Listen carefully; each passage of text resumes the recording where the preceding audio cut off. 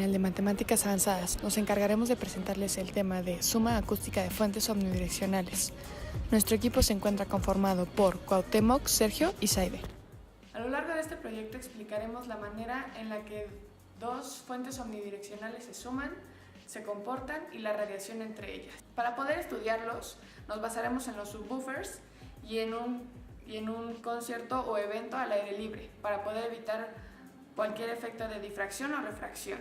Nos basaremos en los subwoofers, ya que estos son las fuentes omnidireccionales utilizadas más comúnmente. Nos basaremos, como ya hemos dicho, en eventos al aire libre como conciertos.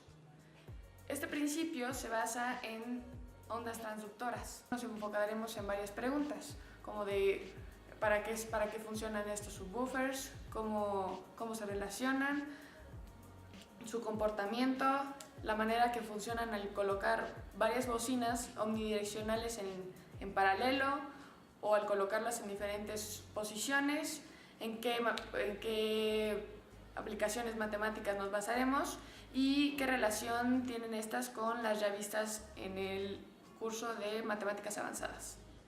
Para poder realizar este análisis utilizaremos conocimientos acerca sobre subwoofers, interferencia constructiva, destructiva, radiación de onda esférica, así como procesamiento de señal.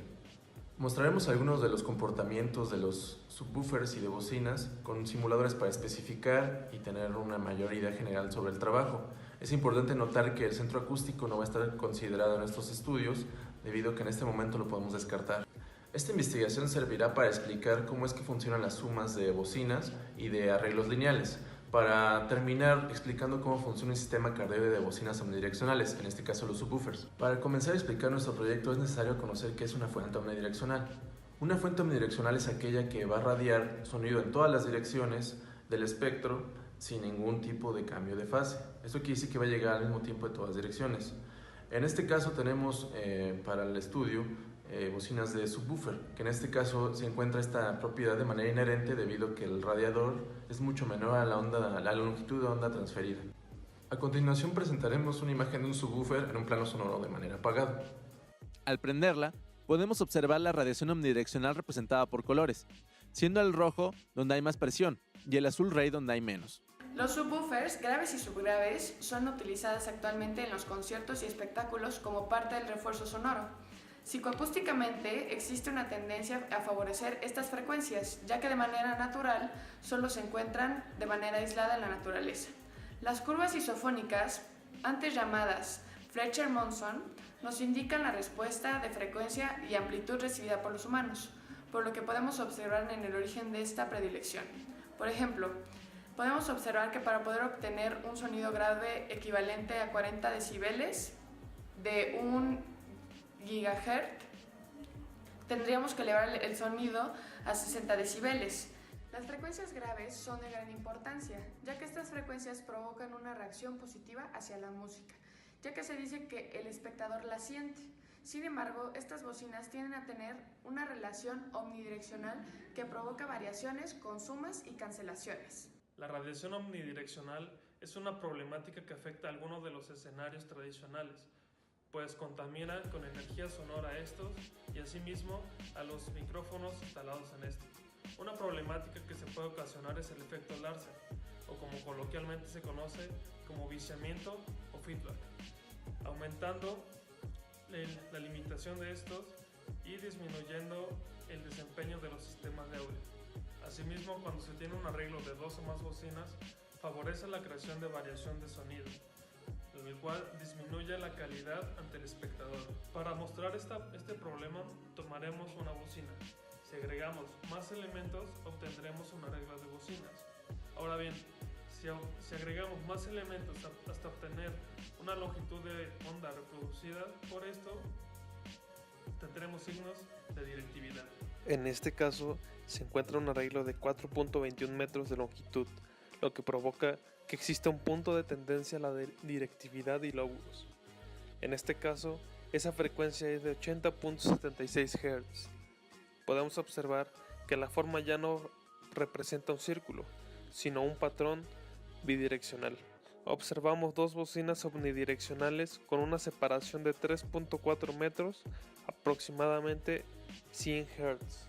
podemos notar que existe una cancelación en el campo sonoro, lo que evita que el espectador disfrute de manera adecuada el espectáculo, lo cual origina que haya una variación en el campo de hasta 42 decibeles, en el cual un estándar de calidad permite de 3 a 6 decibeles como máxima variación.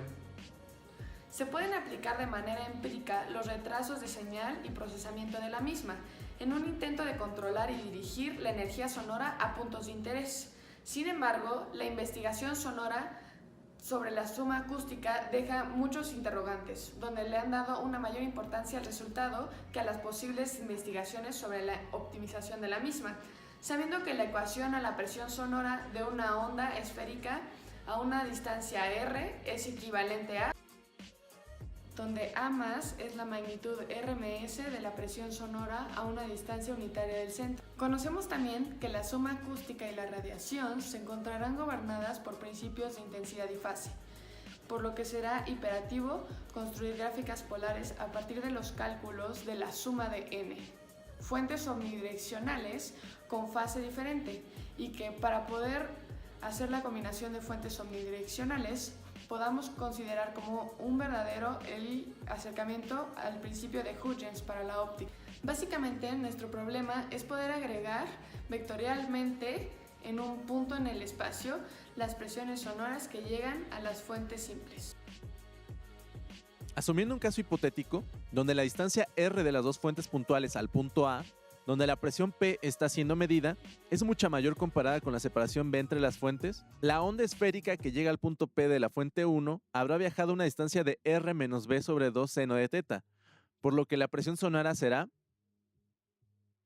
mientras que la onda de la fuente 2 habrá viajado a la sección positiva de la misma, por lo que la suma P1 más P2, asumiendo que la R es mucho mayor que B, nos da.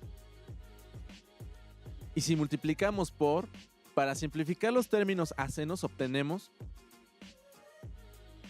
por lo que la ecuación de la magnitud de la presión sonora RMS-P equivale a. Si observamos las figuras con nuestras fuentes puntuales, observamos que si B es mucho menor comparado a la longitud de onda, las dos fuentes esencialmente se suman de manera constructiva al doble. Están acopladas. El patrón de directividad se mantendrá igual. Si lo comprobamos con dos fuentes separadas, una longitud de onda pequeña, aproximadamente 0.8 metros, respecto a las reproducidas por el subwoofer. Con lo que podemos observar, mantienen su forma omnidireccional con el acoplamiento. Sin embargo, si B se vuelve cada vez más grande, la presión que llega en las bocinas será diferente en fase y el patrón de directividad no será un círculo.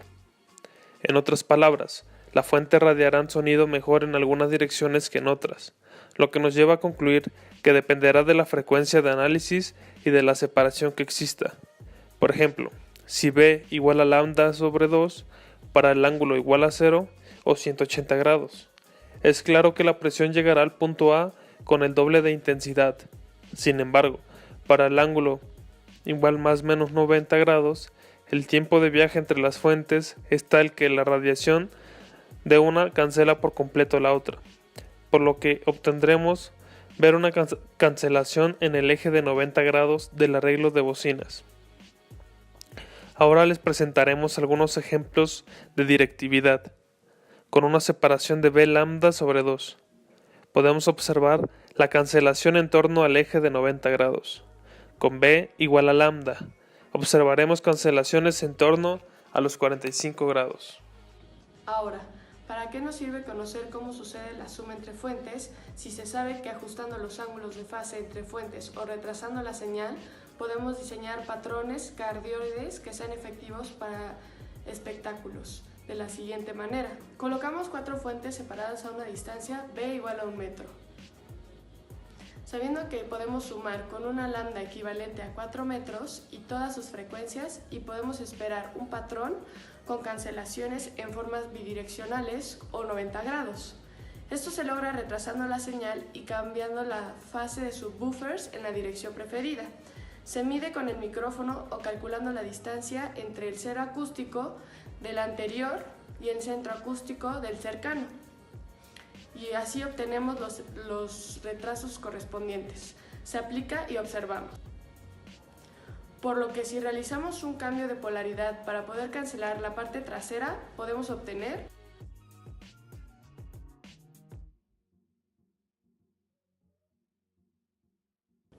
efectivamente, eliminando gran parte de la energía de la parte trasera del arreglo.